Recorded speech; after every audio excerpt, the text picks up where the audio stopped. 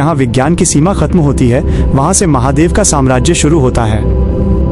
आज की दुनिया में अगर कोई मंदिर एक हफ्ते के लिए बंद हो जाए तो हाहाकार मच जाता है, लेकिन कल्पना कीजिए उस दौर की जब केदारनाथ का ये भव्य मंदिर पूरे 400 सालों तक दुनिया के नक्शे से गायब हो गया था।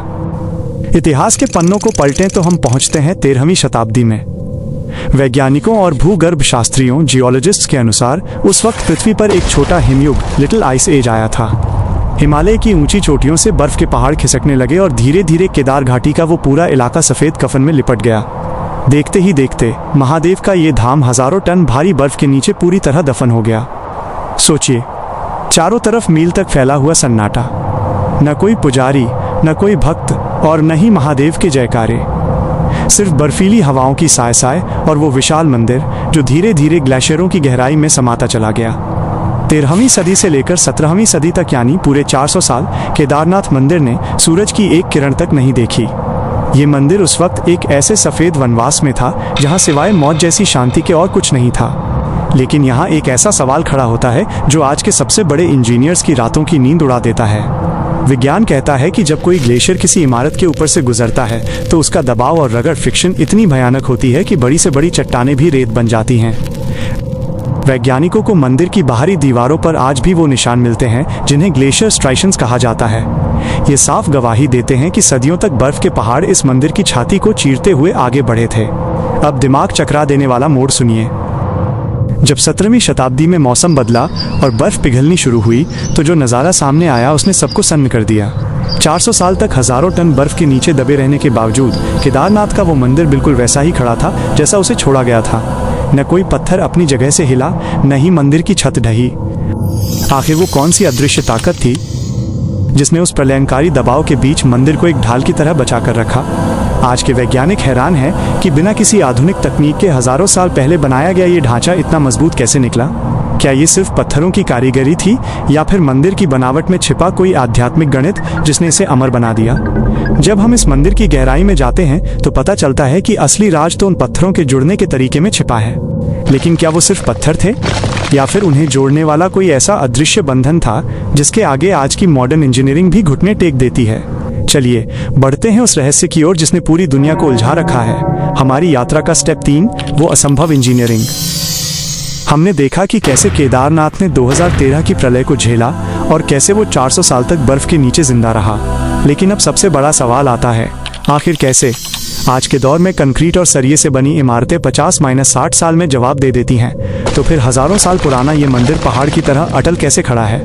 इसका जवाब छिपा है उस असंभव इंजीनियरिंग में जिसे समझना आज की मॉडर्न टेक्नोलॉजी के बस की बात भी नहीं है।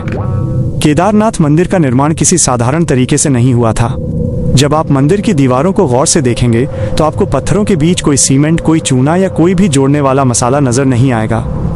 दरअसल इसे बनाने वाले कारीगरों ने एक ऐसी तकनीक का इस्तेमाल किया था जिसे इंटरलॉकिंग सिस्टम कहा जाता है। यानी हर पत्थर को इस तरह तराशा गया था कि वो दूसरे पत्थर के खांचे में लेगो ब्लॉक्स की तरह पूरी तरह फिट हो जाए। इसका मतलब जानते हैं आप? इसका मतलब ये है कि अगर कोई बहुत बड़ा भूकंप आए या बाढ़ का भयानक दबाव पड़े तो ये पत्थर बिखरने के बजाय एक दूसरे को और भी मजबूती से जकड़ लेते हैं। जितनी ज़्यादा ताकत बाहर से पड़ती है ये मंदिर उतना ही ज़्यादा शक्तिशाली हो जाता है। लेकिन सस्पेंस यहाँ ख़त्म नहीं होता। असली पहेली तो उन पत्थरों के वजन में छिपी है। मंदिर के निर्माण में इस्तेमाल हुए एक एक पत्थर का वजन कई टन है। आज के समय में भी 11,000 फीट की इस ऊंचाई पर जहां ऑक्सीजन कम है और रास्ता इतना दुर्गम है कि बड़ी मशीनें ले जाना नामुमकिन है, वहां 10 से 15 टन के विशाल पत्थरों को पहुंचाना ही अपने आप में एक करिश्मा है। हजारों साल पहले जब न कोई क्रेन थी, न कोई ट्रक और न ही पक्की सड़कें, तब उन विशाल शिलाओं को उतनी ऊंचाई तक कैसे ले जाया गया होगा? भूवैज्ञानिकों का मानना है कि ये पत्थर उसी इलाके के नहीं हैं, यानी इन्हें कहीं दूर से लाया गया था। सोचिए, पहाड़ों की उन खड़ी चढ़ाइयों पर जहां इंसान का पैदल चलना मुश्किल होता है, वहां हाथियों या इंसानी ताकत के दम पर इतने भारी पत्थरों को ऊपर चढ़ाना क्या मुमकिन था? और अगर ले भी गए तो उन्हें इतनी बारीकी से कैसे काटा गया कि एक धागा भी दो पत्थरों के बीच से नहीं गुजर सकता? क्या उनके पास ऐसी कोई लेजर कटिंग तकनीक थी जो आज हम खो चुके हैं? कहा जाता है कि मंदिर का जो चबूतरा है उसकी ऊंचाई और चौड़ाई का अनुपात रेशियो इतना सटीक है कि वो आने वाली किसी भी लहर के दबाव को खुद ब खुद बांट देता है। ये सिर्फ एक मंदिर नहीं है, ये गणित और विज्ञान का वो शिखर है जिसे हमारे पूर्वजों ने हजारों साल पहले छू लिया था। लेकिन सवाल अभी भी वही है, ये करने वाले लोग कौन थे? क्या ये वाकई सिर्फ इंसानी हाथों का कमाल था, या फिर इसके पीछे कोई ऐसी दिव्य शक्ति काम कर रही थी जिसकी जड़ें सीधे महाभारत काल से जुड़ी हैं? क्या उन लोगों ने सिर्फ पत्थरों को नहीं जोड़ा था, बल्कि एक ऐसी कहानी लिखी थी जिसका पीछा करते हुए खुद भगवान को भी छिपना पड़ा? चलिए अब उस रहस्यमयी इतिहास में उतरते हैं जहां से केदारनाथ का जन्म हुआ। हमारी यात्रा का स्टेप 4, पांडवों का वो अधूरा सच। इंजीनियरिंग की गुत्थियां अपनी जगह हैं, लेकिन सवाल अब भी वही खड़ा है। आखिर इस दुर्गम पर्वत पर जहां इंसान का पहुंचना आज भी एक चुनौती है, वहां ये मंदिर आखिर बना क्यों? इसका जवाब छिपा है उस रक्त रंजित इतिहास में जिसे हम महाभारत के नाम से जानते हैं। कुरुक्षेत्र का युद्ध समाप्त हो चुका था। पांडव जीत तो गए थे, लेकिन उनके चेहरों पर जीत की खुशी नहीं, बल्कि एक गहरा पछतावा था। अपने ही सगे संबंधियों, अपने भाइयों और अपने गुरुओं का लहू बहाने के बाद पांडवों के ऊपर गोत्र हत्या का भारी पाप चढ़ चुका था। महर्षि वेदव्यास ने उन्हें चेतावनी दी, ये पाप तुम्हें चैन से जीने नहीं देगा। इसकी मुक्ति सिर्फ एक ही शक्ति के पास है, त्रिलोकीनाथ महादेव। लेकिन महादेव, वो तो पांडवों से घोर क्रोधित थे। वो उन्हें इतनी आसानी से दर्शन देकर उनके पापों को धोना नहीं चाहते थे। यहीं से शुरू हुई ब्रह्मांड की सबसे बड़ी छुपम छुपाई। पांडव महादेव को खोजने के लिए काशी पहुंचे, पर शिव वहां से अंतर्ध्यान होकर हिमालय की गुफाओं में चले गए। पांडव हार मानने वाले नहीं थे। वो भी महादेव का पीछा करते हुए उत्तराखंड की ऊंची नीची पहाड़ियों में जा पहुंचे। भगवान शिव ने जब देखा कि पांडव उनके बेहद करीब पहुंच चुके हैं, तो उन्होंने एक अनोखा छलावा किया।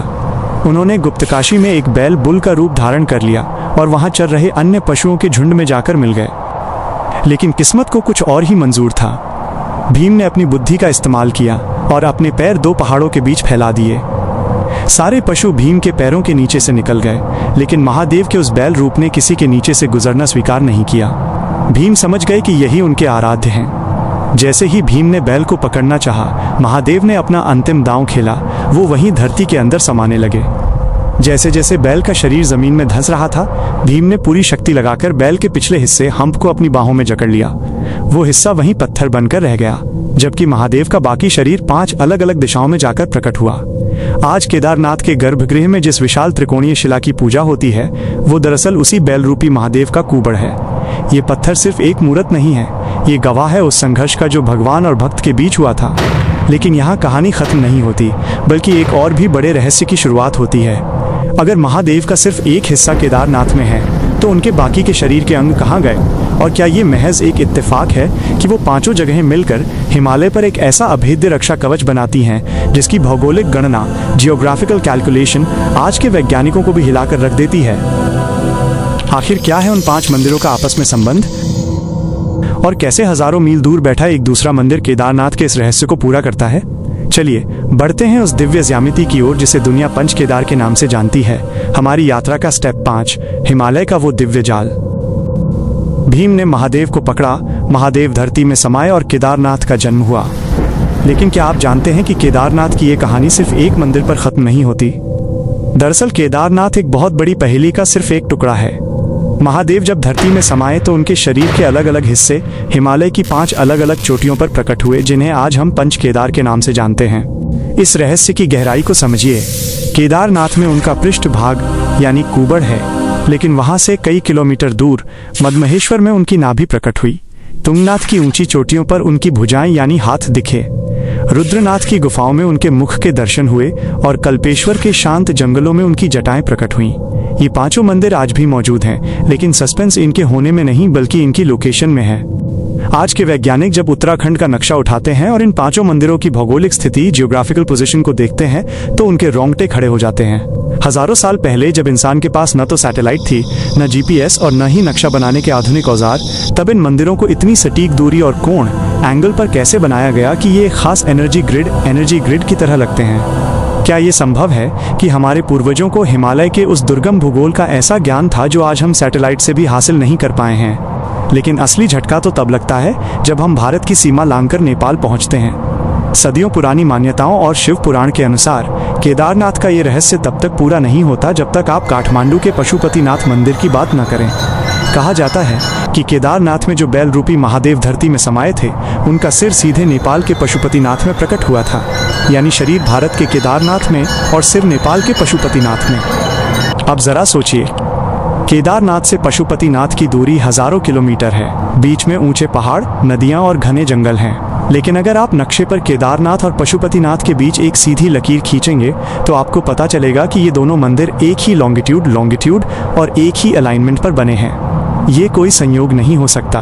हजारों साल पहले दो अलग अलग देशों में इतनी लंबी दूरी के बीच 1 इंच की सटीकता से मंदिरों को एक ही सीध में बनाना, ये कौन सा विज्ञान था? ये कौन सी इंजीनियरिंग थी? क्या हमारे पूर्वजों के पास कोई ऐसा दिव्य नक्शा था जिससे वो पूरे ब्रह्मांड की ऊर्जा को धरती पर उतार देते थे? पंचकेदार और पशुपतिनाथ का ये जाल साबित करता है कि केदारनाथ सिर्फ एक तीर्थ नहीं बल्कि एक बहुत बड़े आध्यात्मिक पावर प्लांट का मुख्य केंद्र है। और अगर ये केंद्र इतना शक्तिशाली है तो सोचिए इसके गर्भगृह के अंदर क्या होगा। क्या केदारनाथ के उस त्रिकोणीय पत्थर के पीछे कोई ऐसी ऊर्जा छिपी है जो आज की मशीनों को भी फेल कर सकती है? और वो ज्योति जो 6 महीने तक बिना किसी के जलाए जलती रहती है, उसका राज क्या है? चलिए अब कदम रखते हैं उस जगह जहां जाने मात्र से इंसान का अस्तित्व कांपने लगता है। हमारी यात्रा का स्टेप 6, मंदिर के भीतर के अनसुलझे रहस्य। पंचकेदार के उस दिव्य जाल को समझने के बाद अब वक्त है उस दहलीज को पार करने का जहां कदम रखते ही समय का पहिया जैसे थम जाता है। केदारनाथ मंदिर का वो गर्भगृह एक ऐसी जगह जिसकी दीवारों ने हजारों सालों का वो इतिहास देखा है जिसे हम आज किताबों में ढूंढ रहे हैं। यहाँ का वातावरण बाहर की बर्फीली हवाओं से बिल्कुल अलग है। यहाँ एक ऐसी भारी शांति है जिसे आप कानों से नहीं बल्कि अपनी रूह से महसूस करते हैं। जब आप गर्भगृह के भीतर उस त्रिकोणीय शिवलिंग को देखते हैं तो आपके मन में एक सवाल जरूर उठेगा। दुनिया भर के शिव मंदिरों में शिवलिंग गोल या अंडाकार होते हैं, तो फिर केदारनाथ में ये त्रिकोणीय शिला क्यों? विज्ञान की भाषा में कहें तो इस शिला की बनावट और यहाँ की चट्टानों का मेल एक इलेक्ट्रोमैग्नेटिक ऊर्जा का केंद्र बनाता है। कई वैज्ञानिकों ने दबी जुबान में ये स्वीकार किया है कि गर्भगृह के अंदर पहुंचते ही इलेक्ट्रॉनिक उपकरण और घड़ियां अक्सर अजीब व्यवहार करने लगती हैं। क्या ये केवल पहाड़ों का खनिज है या फिर हजारों सालों से हो रहे मंत्रोच्चार ने इस पत्थर को एक लिविंग बैटरी में बदल दिया है?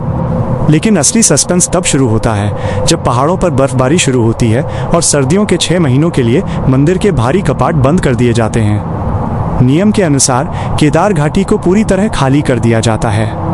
वहां न कोई पुजारी रहता है, न कोई भक्त और न ही सेना का कोई जवान। 0 से 40 डिग्री नीचे का तापमान और चारों ओर 10 से 15 फीट ऊंची बर्फ की दीवार। मंदिर को पूरी तरह सील कर दिया जाता है। पुजारी जी मंदिर के कपाट बंद करने से पहले गर्भगृह में एक अखंड दीपक जलाते हैं। अब जरा गौर से सुनिएगा। 6 महीने बाद जब दोबारा कपाट खोले जाते हैं तो जो नज़ारा सामने आता है वो दुनिया के किसी भी लॉजिक को फेल कर देता है। 6 महीने तक बिना किसी इंसान के प्रवेश के, बिना तेल डाले और बिना बाती बदले वो दीपक वैसा ही जलता हुआ मिलता है जैसा उसे छोड़कर जाया गया था। इतना ही नहीं, मंदिर के अंदर वैसी ही साफ सफाई और वैसी ही ताज़ा फूलों की खुशबू आती है जैसे कुछ ही मिनट पहले वहाँ पूजा हुई हो। तर्क करने वाले लोग कहते हैं कि ये नामुमकिन है, लेकिन हजारों सालों से ये परंपरा और ये चमत्कार बदस्तूर जारी है। स्थानीय लोग और श्रद्धा रखने वाले मानते हैं कि उन 6 महीनों में जब इंसान वहाँ नहीं पहुँच सकता तब स्वयं देवर्षि नारद और अन्य दिव्य शक्तियाँ वहाँ महादेव की पूजा करती हैं। विज्ञान के पास इस बात का कोई जवाब नहीं है कि बिना ऑक्सीजन और बिना ईंधन के वो ज्योति महीनों तक कैसे जल सकती है। क्या मंदिर के भीतर कोई ऐसा पोर्टल या ऊर्जा का स्रोत है जो इसे जीवित रखता है? केदारनाथ की ये ऊर्जा और ये अटूट परंपरा हमें ये सोचने पर मजबूर कर देती है कि हम जिसे महज एक पत्थर की इमारत समझ रहे हैं वो असल में ब्रह्मांड का एक ऐसा नोड है जहाँ भौतिक विज्ञान और आध्यात्मिकता आपस में मिलते हैं। लेकिन क्या महादेव का ये धाम हमेशा ऐसे ही सुरक्षित रहेगा? कहते हैं कि हर शुरुआत का एक अंत होता है, और केदारनाथ के बारे में तो हजारों साल पहले ही एक ऐसी डेडलाइन लिख दी गई थी जिसे सुनकर आज भी भक्तों की रूह कांप जाती है। क्या वाकई केदारनाथ लुप्त हो जाएगा? और वो नर नारायण पर्वत क्या इशारा कर रहे हैं? चलिए बढ़ते हैं इस महायात्रा के सबसे चौंकाने वाले और अंतिम पड़ाव की ओर। स्टेप 7, प्रलय की भविष्यवाणी और अंतिम सत्य। इतनी प्रलय, इतने चमत्कार और हजारों सालों के इतिहास को देखने के बाद अब एक ऐसा सवाल आता है जिससे हर भक्त का दिल बैठ जाता है। क्या केदारनाथ का ये अस्तित्व हमेशा के लिए रहने वाला है? हमारे प्राचीन ग्रंथों और पुराणों में एक ऐसी भविष्यवाणी दर्ज है जो आज के हालातों को देखते हुए किसी डरावने सपने जैसी सच लगती है। ये भविष्यवाणी कहती है कि एक वक्त ऐसा आएगा जब महादेव का ये धाम इंसानी नजरों से हमेशा के लिए ओझल हो जाएगा।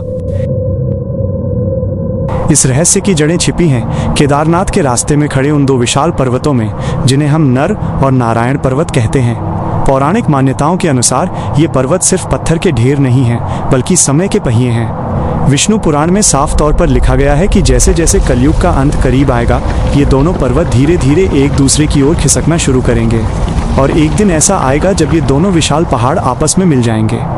कल्पना कीजिए उस मंजर की जिस दिन ये दो पहाड़ आपस में मिलेंगे। केदारनाथ और बद्रीनाथ जाने वाले सारे रास्ते हमेशा के लिए बंद हो जाएंगे। धरती का भूगोल बदल जाएगा और इंसान चाहकर भी कभी बाबा केदार के उस गर्भगृह तक नहीं पहुंच पाएगा। लेकिन क्या महादेव लुप्त हो जाएंगे? नहीं। भविष्यवाणी कहती है कि जब केदारनाथ का ये द्वार बंद होगा, तब एक नई और पवित्र जगह का जन्म होगा जिसे भविष्य बद्री के नाम से जाना जाएगा। महादेव और विष्णु वहां प्रकट होंगे और भक्ति का एक नया केंद्र बनेगा।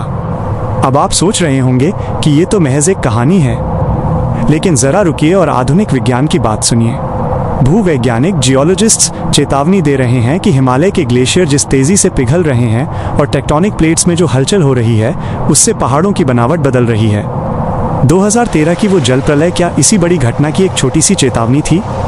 क्या प्रकृति हमें संकेत दे रही है कि समय तेजी से उस भविष्यवाणी की ओर बढ़ रहा है? आज हम जिस केदारनाथ के दर्शन कर पा रहे हैं, वो हमारे लिए एक बहुत बड़ा सौभाग्य है, क्योंकि शायद कुछ सदियों या सालों बाद आने वाली पीढ़ियों के लिए केदारनाथ सिर्फ कहानियों और किताबों का हिस्सा बनकर रह जाएगा। केदारनाथ सिर्फ एक मंदिर नहीं है, ये एक टाइम कैप्सूल है जो हमें हमारे गौरवशाली अतीत से जोड़ता है और हमारे भविष्य की नश्वरता की याद दिलाता है। ये मंदिर सिखाता है कि काल, टाइम चाहे कितना भी बलवान हो, लेकिन जो महाकाल की शरण में है उसका अस्तित्व कभी नहीं मिटता। जब आप अगली बार केदारनाथ की उन पहाड़ियों को देखें, तो याद रखिएगा कि आप सिर्फ एक यात्रा पर नहीं हैं, आप उस इतिहास के गवाह बन रहे हैं जो शायद कल न रहे। केदारनाथ का ये रहस्य, इसकी इंजीनियरिंग और इसके चमत्कार साबित करते हैं कि इस ब्रह्मांड में ऐसी बहुत सी शक्तियां हैं जिन्हें इंसान का छोटा सा दिमाग कभी पूरी तरह समझ नहीं पाएगा। अगर आपको भी लगता है कि केदारनाथ का ये धाम एक दिव्य चमत्कार है, तो कमेंट बॉक्स में हर हर महादेव लिखना न भूलें। इस वीडियो को उन लोगों के साथ शेयर करें जिन्हें लगता है कि विज्ञान ही सब कुछ है, ताकि वो भी जान सकें कि जहां विज्ञान की सीमा खत्म होती है, वहां से महादेव का साम्राज्य शुरू होता है।